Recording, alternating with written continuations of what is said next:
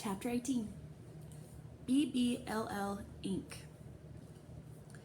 I took down the list of banned books by the end of the period. In its place, I hung up a construction paper sign I'd drawn that said, "Go Eagles, #1." The Eagles were the Shelbourne Elementary mascot. Principal Banana would be happy to see my sign. She likes school spirit.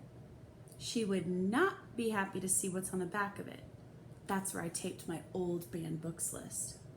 If you flipped up the Go Eagles #1 sign, the list was right there. After all, I still had to have some way to let people know what books I had. I wanted more books for the BBLL, though. I wanted all the books Mrs. Spencer had banned. I wanted a giant tower of books that filled my locker. And I wanted everyone to read them. Rebecca said that to do all that, we need to incorporate.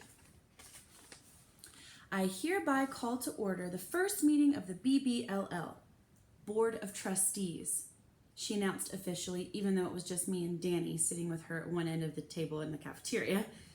She had an extra long notepad to take notes on, which she used only because it was called a legal pad. Present are Rebecca Zimmerman, Esquire, Danny Purcell, and Amy Ann Olinger.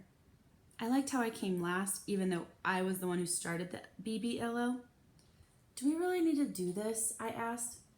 We do if this corporation wants to grow, Rebecca said. First, we need to elect officers. I nominate myself as Chief Financial Officer and Legal Counsel. Danny and I just stared at her. Danny shrugged. Okay. You're supposed to say second if you agree, Rebecca said. Second? Danny and I said. Rebecca huffed. You're not both supposed to say it, just one of you. And then I say all in favor. Danny and I looked at each other. Me? Danny said. You're supposed to say I, Rebecca said. I like I? Danny said, pointing to where his eyes would have been if his hair wasn't covering them. I like AYE, Rebecca said. It just means yes. Then why don't I just say yes, I asked. Rebecca looked like she was going to explode, so Danny jumped in. I, he said quickly. Rebecca looked at me. What? I asked. Well, aren't you going to vote? I thought only one of us was supposed to say it. That's when you second something, Rebecca said. When I say all in favor, everyone votes aye or nay. Can we just skip all that? I asked. You're the one in charge of money. Rebecca sagged, and I felt bad. She just wanted to play at being a lawyer. I knew, but if she kept this up, we'd be here for the rest of lunch period and never get anything done. Danny flicked his hair into place. So what do I get to be? Ugh, you're in charge of alternative acquisitions, Rebecca said. That means getting the books that we can't afford to buy. Sweet, Danny said. Got some ideas about that. So far, I've only been asking 4th graders and their brothers and sisters, but I know some kids in 3rd grade and in 5th grade. If I put the word out, I'll bet I can dig up a lot more books. Just don't put the word out too much, I said. I already told them both about my meeting with Principal Banana. The only reason I was still living and breathing was because she hadn't found out about the banned books locker library. You people want to check out books, don't you? Danny asked. Of course, just don't go hanging signs for the BBLL in the hallway.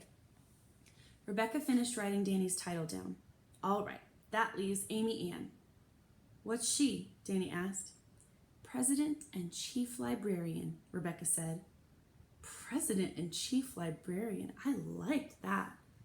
Even though we'd be calling the locker library a library, I hadn't thought of myself as a librarian.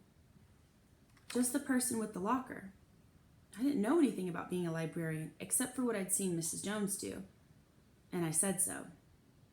Well, you're going to have to learn, Rebecca said, and the first thing you're going to have to figure out is how to keep track of how long people have the books.